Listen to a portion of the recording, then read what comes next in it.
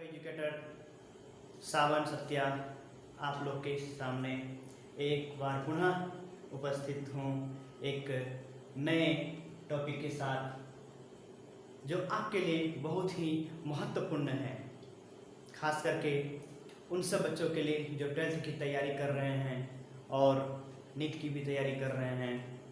उनके लिए यह टॉपिक बहुत ही महत्वपूर्ण होने वाला है। आज का हमारा टॉपिक है principle of inheritance and variation. Principal of inheritance and variation का ये मेरा फर्स्ट लेक्चर वीडियो है और आज मैं शुरुआत करने जा रहा हूँ एक तरह से जेनेटिक्स का, जो आपके लिए और कॉम्पिटिटिव एग्जाम देने वाले बच्चों के लिए बहुत ही महत्वपूर्ण होता है। आज मैं इंट्रोडक्शन दूंगा जेनेटिक्स के बारे में और फिर हम लोग स्टेप बाय स्टेप छोटे छोटे वीडियो लेक्चर में पूरा कंप्लीट करने का प्रयास करूंगा। 12th वाले बच्चों के लिए जो 12th की तैयारी कर रहे हैं, बोर्ड की तैयारी कर रहे हैं, उनके लिए बहुत ही महत्वपूर्ण होने वाला है। और आप लोग से मेरी गुजारिश है कि आप लोग जितना हो सके मेरे चैनल को लाइक करें, सब्सक्राइब करें और अपने दोस्तों तक पहुंचाएं ताकि ज़्यादा से ज़्यादा बच्चों को लाभ हो सके। चलिए तो हम लोग शुरुआत करते हैं आज से जेनेटिक्स को और हम लोग जानेंगे कि जेनेटिक्स आखिर होता क्या है, आखिर क्या चीज़ है, यह बायोलॉजी में ये कैसे आया, यह किस प्रकार से हमारे लिए उपयोगी है या जानना जरूरी है।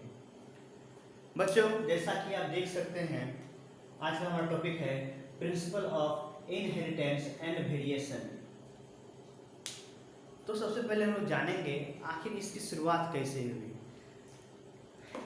बच्चों, जैसे कि हम सब देखते हैं जितने भी जीव जंतु होते हैं वो अपने जैसे ही ऑफस्प्रिंग को प्रोड्यूस करते हैं। ऑफस्प्रिंग मीन्स बच्चे। एक आम का बीज है तो उससे आम का ही पौधा होगा, इमली का नहीं हो सकता है। एक गाय का बच्चा गाय जैसा ही होगा, वो घोड़ा जैसा नहीं हो सकता है। हम लोग आए दिन इस तरह की चीज़ों को देखते हैं। इंसान के बच्चे इंसान ही होते हैं, गधे के बच्चे गधे ही होते हैं, हाथी के बच्चे हाथी ही होते हैं, घोड़े के बच्चे घोड़े ही होते हैं, या जिस भी फल को फूल को हम लगाते हैं तो वो ही होता है।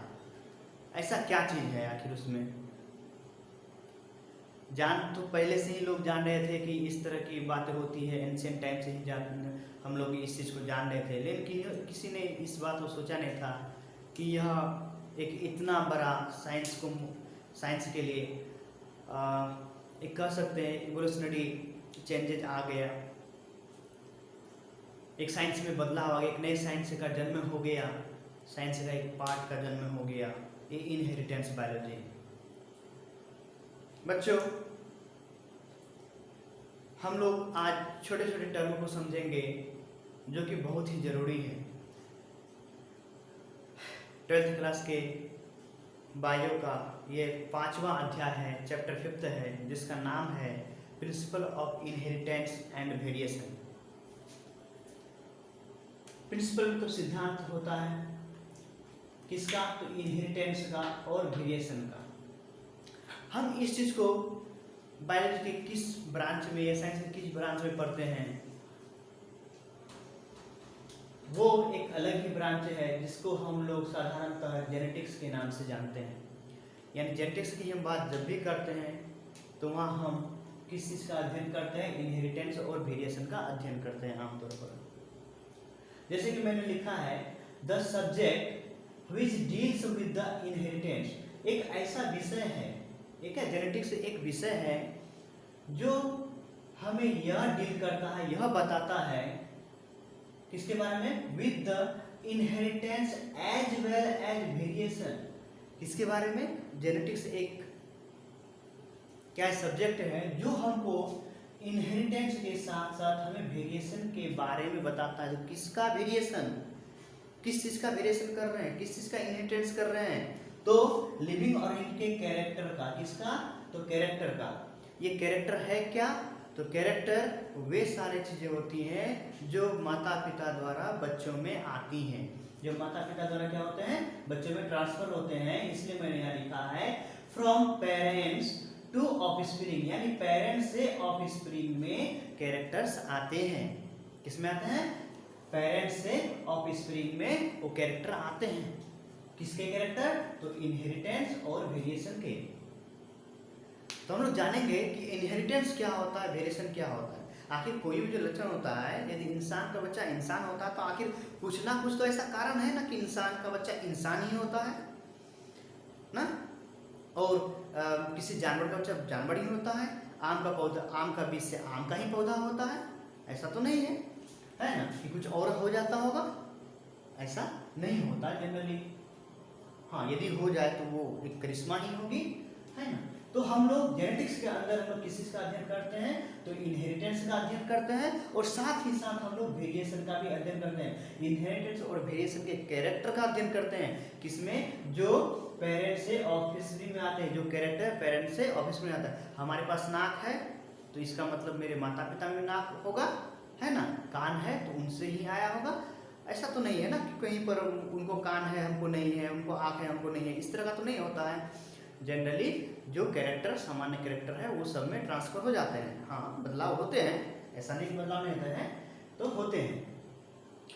तो हम लोगों ने जेनेटिक्स को देखा कि जेनेटिक्स क्या है, एक सब्जेक्ट है जिसके अंतर्गत हम लोग किसको पढ़ रहे हैं, तो हम लोग इनहेरिटेंस को पढ़ रहे हैं, और हम लोग किसको पढ़ रहे हैं, तो उसके साथ साथ वेरिएशन को भी पढ़ रहे हैं। क्योंकि हर कोई एक जैसा नहीं होता है, माता पिता जैसा हुबहू बच्चे उससे नहीं होते हैं, उसमें कुछ ना कुछ बदलाव होते हैं। हाँ, आँख कान नाक सब होते हैं, हाथ पैर होते हैं, बाल भी होते हैं, लेकिन क्या सबका शकल सूरत सबका बॉडी स्ट्रक्चर एक जैसा ही होता है?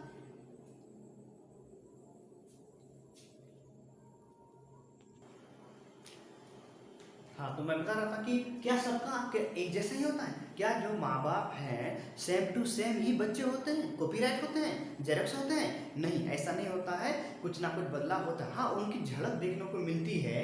उनके किसी भी माता पिता के बच्चों को देखेंगे तो बच्चों को देख के ये अनुमान लगाया जा सकता है, हाँ इसी के वो बच्चे हैं, या माता पिता को देख के बताया जा सकता है कि ये बच्चा उन्हीं का हो सकता है, क्योंकि उनकी झलक, उनका जो फेस का जो है ना, फेस का जो क्या होता है लाइटिंग होता है, तो उससे उनके माता पिता के लक्षण झलकते हैं, वो अलग बात है। लेकिन कॉपीराइट तो नहीं होता है, तो कुछ ना कुछ तो बदलाव होता है ना। लेकिन उनसे क्या हो रहा है कि जो कैरेक्टर्स आ रहे हैं वो उनको उन सारे चीज़ों को देंगे जो एक ह्यूमन में होता है ना, एक पर्टिकुलर एनिमल स्पीशीज में होता है। लेकिन हर एक चीज एक जैसा हो जाए, सेम टू सेम कॉपीराइट हो जाए, ऐसा नहीं होता है। तो उन्हीं को हम जानेंगे इनहेरिटेंस। इनहेरिटेंस क्या होता है कि जो कैरेक्टर हम में आता है माता पिता से, जो कैरेक्टर हमें माता पिता से आता है, यानी हम इंसान हैं तो इंसान के बच्चे तो इंसान ही पैदा होंगे, जानवर तो नहीं होंगे। हाँ, जानवर, हम भी एक जानवर ही हैं, इंसान भी एक प्रकार का जानवर ही है, लेकिन मेरा जानवर से सेंस है कि अदर देन ह्यूमन। तो ह्यूमन के चाइल्ड ह्यूमन ही होते हैं, ह्यूमन के ऑफस्प्रिंग ह्यूमन ही होते हैं, काव के ऑफस्प्रिंग काव जैसे ही होते हैं, है ना, और बेफेलो के बेफेलो जैसे ही होते हैं, एलिफेंट के एलिफेंट जैसे ही होते हैं, लेकिन कुछ ना कुछ तो अंतर होता ही है। तो जो कैरेक्टर हमें ये लाता है कि हम इंसान के बच्चे इंसान ही है, वो जो कैरेक्टर लाता है वो क्या कहलाता है? इनहेरिटेंस कहलाता है, यानी वो इनहेरिट हो गया है, वो हमारे क्या होता है, देखिए हमारे अंदर वो कैरेक्टर आता है, वो जीन वो चीज आते हैं जिसके कारण हमें क्या होता है, उनके जैसा ही हम पैदा होते हैं, या कोई भी जीव होता है। देखिए, दिस इज द प्रोसेस, ये एक प्रकार का इनहेरिटेंस एक प्रोसेस है। ये क्या एक प्रोसेस है बाय विच, जिसके द्वारा कैरेक्टर्स आर पास, जो कैरेक्टर होते हैं, जो लक्षण होते हैं, जैसे हमारे क्या होता है हाथ पैर नाक कान, ये सब जो कैरेक्टर होते हैं वो क्या होते हैं on from parent to progeny. Progeny offspring को ही क्या कहते हैं हम लोग अदर वर्ड में प्रोजेनी कहते हैं, यानी बच्चों में पेरेंट्स से जो बच्चे में आते हैं कैरेक्टर, है ना, and it is the basis of heredity. ये क्या है? हेरिडिटी का बेसिस है। तो इनहेरिटेंस क्या होता है? जो कैरेक्टर्स होते हैं वो पास होते हैं। कैसे पास होते हैं? तो ये पास होते हैं किससे? पेरेंट्स से ऑफस्प्रिंग में कैरेक्टर्स पास होते हैं, जिसके कारण हम इंसान के जैसा ही दिखते हैं। और यही क्या है? एक आधार है, ये इनहेरिटेंस ही आधार है किसका? हेरिडिटी का। हम लोग आम बोलचाल की भाषा में भी हेरेडिटी का प्रयोग करते हैं। जैसे किसी के माता पिता यदि शराबी हैं तो यदि उसका बच्चा पी रहा होता तो लोग कहते हैं ना कि इनका ये क्या हेरिडिटी है पीने का, है ना। कोई गलत काम करते हैं तो उनको कहते हैं कि ये इनका हेरिडिटी है, इनके अंदर ही ये है, ये लक्षण इनके अंदर ही है, क्योंकि इनके माता पिता में भी ये है तो ये उनको खानदानी मिला है। नहीं, ये कैरेक्टर क्या होता है, किसी को कुछ पर्टिकुलर बीमारी हो जाती है तो कहते हैं ना कि ये इनका खानदानी बीमारी है, ये उनके दादा को भी था, उनके पिता को भी था, इनको भी, इनके आने वाले बच्चों को भी होगा। ठीक है, तो ये जो कैरेक्टर पास होता है, चाहे वो बीमारी का हो चाहे किसी पर्टिकुलर कैरेक्टर का हो, यही हमारा क्या कराता है, इनहेरिटेंस कराता है, और यही आगे चल के इसको हेरिडिटी देने का काम करता है। यानी वंश में वो चलते रहता है। वो कैरेक्टर क्या होता है, उसके पूर्वज के वंश से, पहले के वंश से चलते आ रहा है और आगे ये चलता रहेगा। तो ये क्या होता है, इसका इनहेरिटेंस कहलाता है। क्या कहलाता है, इनहेरिटेंस कहलाता है। और यही क्या है, हेरिडिटी का बेसिस आधार है, यानी ये खानदानी हो जाता है। कैरेक्टर जो एक दूसरे से पास होते हैं वो क्या होता है, खानदानी हो जाता है, उसका बेसिस क्या है, इनहेरिटेंस ही है। लेकिन अभी हमने बात किया कि क्या सब एक जैसे ही होते हैं, हुबहू जैसा दादा है, जैसा पिताजी है, जैसे है ना पोता है, सब एक जैसा ही होता है क्या, एक ही जैसा शकल सूरत होता है। सूर्यवंशम देखे है ना, सूर्यवंशम में क्या होता है, अमिताभ बच्चन का बेटा ही अमिताभ बच्चन, उसका पोता भी अमिताभ बच्चन। तो ये सिर्फ फिल्मों में ही संभव है, ये रियल में नहीं होता है। ठीक है, कुछ ना कुछ वेरिएशंस होते हैं। तो हम लोग अगला टर्म को देखेंगे, वेरिएशन यानी बदलाव होते हैं। हाँ, कुछ कैरेक्टर कॉमन होते हैं, हाथ पैर चलने का स्टाइल हो सकता है, बोलने का स्टाइल हो सकता है, फेस में थोड़ा थोड़ा ग्लेजिंग उस तरह का दिख रहा होता है, लेकिन एग्जैक्ट कॉपी तो नहीं होता है, एग्जैक्ट कॉपी नहीं होता है, उसमें कुछ ना कुछ बदलाव आते हैं। जैसे कि कोई माता पिता है बहुत लंबे लंबे है, तो कोई जरूरी नहीं कि उनके बेटे भी लंबे ही हो, साधारण तो होते हैं, लेकिन उनमें से कुछ ऐसे भी दो यदि बच्चे हैं तो हो सकता है एक बच्चा लंबा हो जाए, दूसरा नाटा हो जाए या मीडियम साइज का हो जाए। कोई गोरे हैं तो क्या ऐसा लग रहा है कि सब गोरे ही होते हैं, थोड़ा सामले भी हो जाते हैं। कुछ नाटा माता पिता के बच्चे भी क्या होते हैं, थोड़ा लंबे हो जाते हैं। तो क्या एक जैसा होता है, ऐसा नहीं होता। तो इसी बदलाव को हम लोग क्या कहते हैं, वेरिएशन कहते हैं। उसके बहुत सारे कारण हैं वेरिएशन के, हम लोग आगे चल के जेनेटिक्स के अंदर ही वेरिएशन के बारे में भी जानेंगे कि आखिर वेरिएशन का क्या क्या कारण है, मुख्य कारण क्या है, तो वो वेरिएशन कहलाता है ना। यानी उसमें कुछ बदलाव हो जाना है, क्या कहलाएगा, वेरिएशन कहलाएगा। ठीक है, तो वेरिएशन क्या होता है कि माता पिता के जो कैरेक्टर आ रहे हैं उसमें भी बदलाव हो जाना ही वेरिएशन है।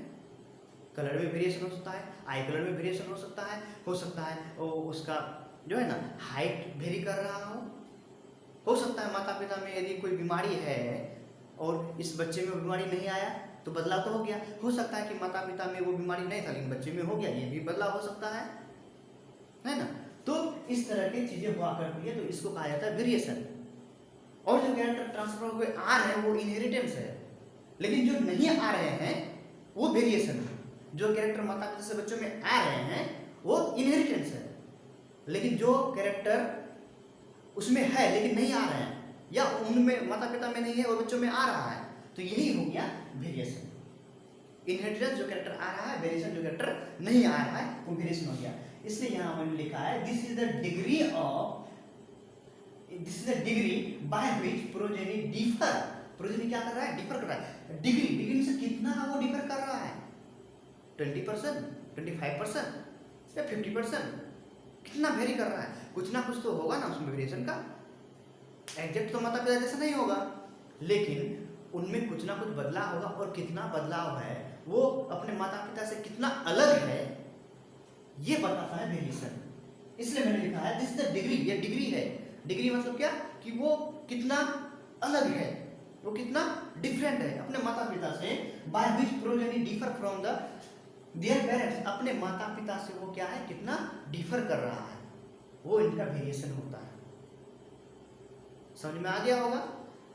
इनहेरिटेंस और वेरिएशन समझ में आ गया।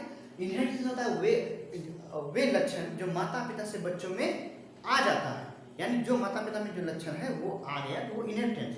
जो कैरेक्टर नहीं आया यानी बदलाव हो गया, वो कैरेक्टर आना चाहिए था नहीं आया तो कोई दिक्कत नहीं है, वो वेरिएशन कहलाएगा।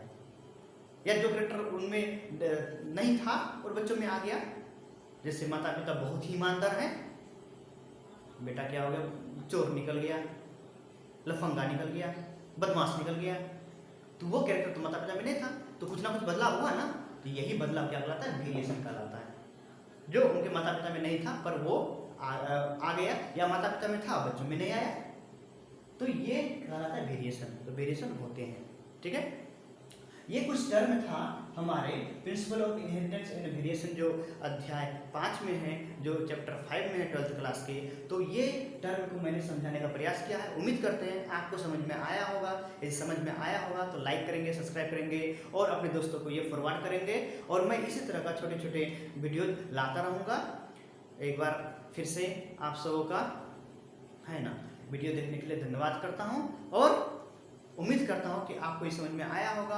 आपको कैसा लगा मेरा वीडियो, इसके लिए आप कमेंट बॉक्स पर कमेंट करना ना भूलेंगे।